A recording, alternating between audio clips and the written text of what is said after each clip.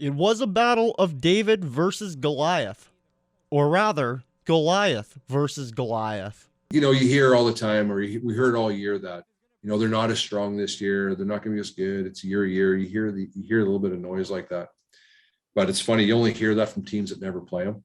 You only hear that from teams that see them or maybe see the record and see that they lost one game and thought, well, they're not going to be as strong. We knew what we were up against. After a valiant effort, the Holy Rosary Raiders dropped their first and final game of the season, 15-7.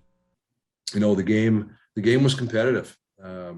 It was 15-7 at the end of the game. Unfortunately, we were on the losing end of that, but I'm proud of the kids for the way they competed, and they started strong and they finished strong. There was no quitting those kids. Ahead of the provincial final, the Raiders had only given up 20 points. 13 of those came in the preseason. To have grade 10s who have never experienced high school football and grade 11s who had a uniform on, but that's about it for 2 games. We were pleasantly surprised that these kids developed as quickly as they did. And the future looks bright because they played a huge role in our team this year.